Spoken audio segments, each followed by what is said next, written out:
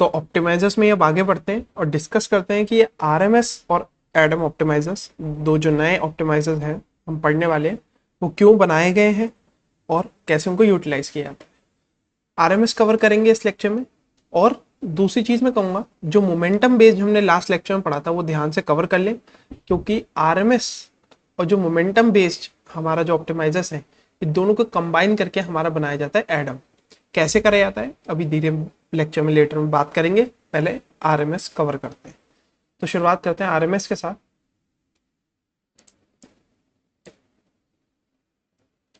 अब मैं कहता हूं कि आप इस डायरेक्शन में मूव करिए। इस ग्राफ में मैं एक ग्राफ लेकर आया हूं कि समझाने के लिए, इस डायरेक्शन में मूव करिए तो आप देख रहे होंगे कि कैसे स्लोप बहुत कम होता जा रहा है। अब मैं कहूंगा आप इस डायरेक्शन में मूव करिए तो आप देखेंगे कि स्लोप काफी स्टीप होता जा रहा है, यानी कि चढ़ाई करने में काफी मुश्किल होगी, है ना।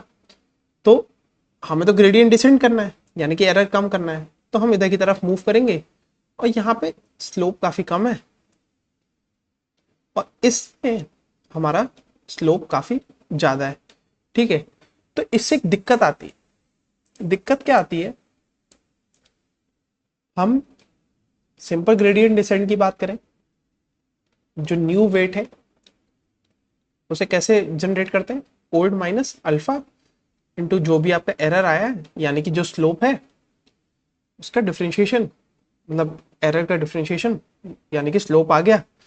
लेकिन दिक्कत ये है, अब जब आप नीचे की डायरेक्शन में मूव कर रहे थे जहां पर स्लोप काफी कम था, आपने मूव करा, इवेंचुअली जो वेट है, ये जो स्लोप है वो आपका जीरो की तरफ मूव करने लगेगा, यानी कि खत्म हो जाएगा, वैनिश हो जाएगा। इसे वैनिशिंग और एक्सप्लोडिंग ग्रेडियंट के टर्म्स में बोला जाता है। अब ये जो है स्लोप आपका जीरो हो जाएगा, यानी कि वैनिश हो जाएगा। ये वैनिशिंग ग्रेडियंट टर्म यूज करी जाती है इसके लिए। अब वही, अब हमने वन के लिए करा, वन यानी कि मैं एक बार थोड़ा सा क्लियर कर दूं चीजें, और ये फर्स्ट ग्राफ था, ये सेकंड ग्राफ था। ठीक है, तो फर्स्ट में तो स्लोप जीरो की तरफ जा रहा था, और वही जो सेकंड है, सेकंड ग्राफ जो है हमारा ये वाला सेकंड है, इसमें हमारा जो स्लोप है वो काफी बड़ा जा रहा है। मान लीजिए इन्फानाइट मैं कह रहा हूँ, एक्सप्लोडिंग, यानी कि बहुत काफी ज्यादा स्लोप आ रहा है। इसे एक्सप्लोडिंग ग्रेडियंट हम देते हैं। ठीक है, तो ये दोनों ही हमारी जो वेट जनरेट करने का जो सिस्टम है ग्रेडियंट डिसेंट में, यानी कि ये वाला, इसमें प्रॉब्लम खड़ी कर सकती है। तो इसे कैसे कंट्रोल किया जाए, तो इसके लिए एक सोल्यूशन है, वही मोमेंटम बेस में जो हमने यूज करा था उसी टाइप का सोल्यूशन है। पास्ट का भी यूज करेंगे और थोड़ा सा जो एक्सेलरेट कर रहे हैं या जो करंट मूवमेंट है उसका भी वेटेज लेंगे। तो सबसे पहले तो मैं कुछ चीजें लिख रहा हूं, आप फॉलो अप करिए, हल्के हल्के चीजें समझ में आ जाएंगी। W K plus one equal to beta, थोड़ा अच्छे से लिख लें क्योंकि आपको भी नोट करना होगा ये, बीटा एस डब्ल्यू के, ये के प्लस वन यानी कि जो नया जनरेट कर रहे हैं, और डब्ल्यू के यानी कि पिछला जो हमने लिया था, प्लस वन माइनस बीटा, और ये डी डब्ल्यू, डी डब्ल्यू जो है एक्चुअल में ये है, ये D L upon D W. मैं सिंप्लीफाई करने के लिए ऐसे लिख रहा हूँ। ठीक है, और इसका स्क्वायर कर दिया। ठीक, अब यहाँ पे टर्म्स को डिफाइन करते हैं क्या क्या चीजें। ये है रो, एक कांस्टेंट या फिर एक हाइपर पैरामीटर आप इसे कह सकते हैं। ये दोनों रो है, बीटा, ये जो चीज है रो, इसे आप ट्वीक कर सकते हैं, ऊपर नीचे बढ़ा सकते हैं, कम कर सकते हैं, डिपेंडिंग आपकी नीड के ऊपर। और वो कैसे पता चलेगा आपकी नीड क्या है, अभी पूरी इक्वेशन देख लें तो आपको पता चल जाएगा बीटा कम करना है या ज्यादा करना है। तो आप क्या करेंगे, अब जो हमारा वेट है, वही जो वेट जनरेट करना है अपने को, new equal to weight old. अब यहाँ पे हमारे कुछ चेंजेस आएंगे। चेंजेस क्या आएंगे, अल्फा, ठीक है, और जो सिंपल हम एरर ले रहे थे वो लेंगे। ठीक है, जो भी हमारा स्लोप आ रहा था current, divided by root S W K plus one plus eta. ठीक है, ये होगा हमारा 10⁻⁻8। ठीक है, तो यहाँ पे ये चीज क्या कर रही है, ये एक्सप्लोडिंग और वैनिशिंग ग्रेडियंट से हमारी इक्वेशन को सेफ गार्ड कर रही है। और वो कैसे कर रही है, मान लीजिए अगर आपका स्लोप जो है वो काफी ज्यादा आ रहा है, ठीक है ना, डी डब्ल्यू जो है वो बहुत ज्यादा आ रहा है, ठीक है ना, तो ये एस डब्ल्यू काफी ज्यादा बढ़ जाएगा। ऊपर से हमने इसकी स्क्वायरिंग भी करी है, ठीक है, तो बढ़ रहा है तो काफी ज्यादा बढ़ाएगा जो S W K plus one है। ठीक है, अब यहां पे इस इक्वेशन में अगर आप देखें इतने पार्ट में, अगर मैं S W K plus one को बढ़ा दूं तो ये ओवरऑल पे क्या असर पड़ेगा, ये कम हो जाएगा। यानी कि जो ग्रेडियंट हमारा एक्सप्लोड कर रहा था उसे हमने कंट्रोल कर लिया, उसके एक्सप्लोजन को हमने यूटिलाइज करा उसके ग्रेडियंट को ही कम करने के लिए, ग्रेडियंट यानी कि उसके स्लोप को कम करने के लिए। यानी कि आपका एस डब्ल्यू इंक्रीज हुआ और ये पूरा जो पार्ट था, पूरी जो ये स्लोप वाला पार्ट था, ये डिक्रीज हो गया उसके एक्सप्लोजन को कंट्रोल करने के लिए। और अगर नहीं करते तो ये जो सिंपल स्लोप है ये एक्सप्लोड हो जाता और वेट को बहुत ही ज्यादा डिक्रीज कर देता। सेम चीज वैनिशिंग के लिए, वैनिशिंग के लिए आप एक बार वैल्यूज रख के देखिए, रैंडम वैल्यूज रख के देखिए, 0.5 रख के देखिए और 500 रख के देखिए, है ना, और ये चीजें ट्राई करिए मैथमेटिकली, एक बार इंट्यूशन डेवलप होगा आपका इससे। तो मैंने आपको इसका तो बता दिया कि एक्सप्लोजन में क्या होगा, और वैनिशिंग का आप एक बार खुद से आइडिया लगाइए कि क्या चीज होगी। सेम चीज हम इंटरसेप्ट के लिए करेंगे, और स्क्वायरिंग इसलिए करी जाती है कि इंक्रीज हो रहा हो तो काफी ज्यादा इंक्रीज हो जाए और डिक्रीज हो रहा हो तो काफी ज्यादा डिक्रीज। ठीक है, तो यही हमारा गोल था आरएमएस ऑप्टिमाइजर का। अब यहाँ पे आपको कुछ चीजें दिख रही हैं जैसे कि स्क्वायरिंग और एक रूट, तो वहीं से ही आरएमएस का जो डेफिनेशन है रूट मीन स्क्वायर ऑप्टिमाइजर वो आपकी आई है। तो आरएमएस जो है आपका रूट मीन स्क्वायर है, और रूट कहां से आ रहा है स्क्वायर कहां से आ रहा है वो आपको पता चल गया है। तो ये बेसिक हमारा ऑप्टिमाइजर का प्रिंसिपल होता है। ठीक है, ये हमारा आरएमएस ऑप्टिमाइजर हो गया। अब आते हैं एडम की।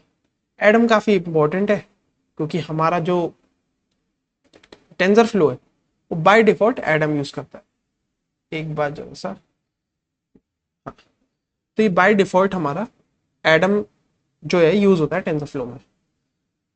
तो एडम में आगे बात करते हैं भी कैसे मोमेंटम को, मोमेंटम बेस वाले को और आरएमएस को यूज करके बनाया जाता है।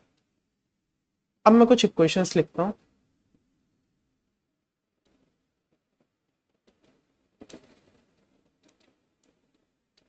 Beta beta S W K plus 1 minus beta, और ये सब इक्वेशंस आपको बाय इंटरसेप्ट के लिए भी लिखनी है। मैं वेट्स के लिए ही लिख के सिर्फ चले जाता हूँ ताकि आप खुद से भी कुछ पेन वेन चलाएं, खुद से भी चीजें करें, क्योंकि स्पून फीडिंग नहीं करनी है और इंट्यूशन भी डेवलप करना है, दोनों चीजें करनी जरूरी है। तो बीच में एक बेस्ट फिट लाइन हमें ढूंढ के चलनी है कि कैसे चीजें अप्रोच करनी है। इसलिए मैं बायस के वो आपका बायस या फिर इंटरसेप्ट की नहीं लिखता हूँ, सिर्फ वेट की लिखता हूँ। आप जरूर एक बार खुद से आप इंटरसेप्ट की लिखने की ट्राई करिए। तो यहाँ पे डी डब्ल्यू का स्क्वायर, और हमने मोमेंटम में पढ़ा था कि कैसे हम वेलोसिटी लेते हैं, तो वहां पे भी एक हमारे पास मोमेंटम का एक कांस्टेंट था, उसे बीटा कह लीजिए, यहाँ पे बीटा 1 लिख लेता हूँ इसके लिए, बीटा 2 लिख लिया इसके लिए, वेलोसिटी आएगा सॉरी के प्लस 1 माइनस बीटा 2। बीटा 1 उसके लिए कांस्टेंट है रूट मीन स्क्वायर वाले के लिए, और ये मोमेंटम के लिए बीटा 2 कांस्टेंट है। यहाँ पे डी डब्ल्यू सिंपली, स्क्वायरिंग नहीं होगी। अब यहाँ पे एडम ऑप्टिमाइजर क्या करता है, एडम की पहले फुल फॉर्म बताता हूँ। एडम है एडेप्टिव मोमेंटम। अब ये एडेप्टिव मोमेंटम क्या है, यहां पे ये अडेप्ट कर रहा है based on the gradient of slope कितना ज्यादा है, और यहां इसका मोमेंटम पता चल रहा है, तो यहां से एडेप्टिव मोमेंटम आया है। ये मेरी अपनी डेफिनेशन है, अपना सोचना है, ठीक है। और बाकी मेरे मोमेंटम आपको दिखाई दिए कहां से आई, तो ऑब्वियस सी बात है पता चल रहा है चीजों से। एनीवेज, अब हम ग्रेडियंट डिसेंट यहाँ पे कैसे करेंगे। यहाँ पे जो इक्वेशन है फाइनल, जो हमारे पास इतना सब कुछ ताम झाम सारे ऑप्टिमाइजर पढ़ने के बाद अब एक फाइनल कंक्लूजन पे पहुंचे, वन ऑफ द बेस्ट अब तक का ऑप्टिमाइजर पे पहुंच चुके हैं। तो ये फाइनल हमारी इक्वेशन है, और इंटरेस्टिंगली मैंने वहीं गलत लिख दिया है, कोई नहीं, न्यू ओल्ड, और यहां पे हम क्या करेंगे, v W K plus one divided by root S W K plus one plus eta. तो फाइनली हमारे पास ये एक इक्वेशन आ गई। ये है हमारा एडेप्टिव मोमेंटम का ग्रेडियंट डिसेंट ऑप्टिमाइजर का। सारा जितना भी अभी तक पढ़ा, काफी लंबे लेक्चर हो गए ये दो, ये सब कुछ था यहां तक पहुंचने के लिए। और असल में टेंसरफ्लो का 2-3 लाइन का कोड रहता है, लेकिन बिहाइंड में इतना सब कुछ वर्क करता है। तो ये सब चीजें आपको मालूम होनी चाहिए, क्योंकि जब भी आप टेंसरफ्लो का या कुछ का कोड लिखेंगे, तो मैंने दिखाया था कि कैसे आप मोमेंटम या फिर रो, ये जो बीटा है एज अ हाइपर पैरामीटर जो यूज कर रहे हैं, इसकी वैल्यूज को आप कंट्रोल कर सकते हैं। तो लास्ट लेक्चर में हम बात कर चुके हैं, कोड लिखा था पूरा, अब उसमें अलग अलग ऑप्टिमाइजर्स आप ट्राई करिए, रो आरएमएस डाल के देखिए, एडम डाल के देखिए, एडम का दिखा चुका हूं मैं, और जो स्टोकेस्टिक ग्रेडियंट डिसेंट था उसका भी बारे में बात कर चुके हैं। तो वहां पे अलग अलग मोमेंटम, अलग अलग रो डाल के आप वैल्यूज ट्राई आउट करिए, देखिए क्या वर्क कर रहा है क्या नहीं कर रहा है। इवेंचुअली जो फाइनल वर्क था पूरा, जितना भी तामझाम था, वो यहाँ आके अब हमारा कंक्लूड हो गया है एडम में। तो ऑप्टिमाइजर्स हमारे यहाँ पे ओवर हो गए। अब हम आगे बात करेंगे रेगुलराइजेशन की।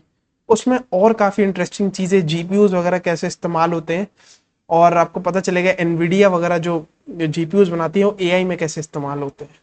तो वो काफी इंटरेस्टिंग रहेगा, तो बने रहिए।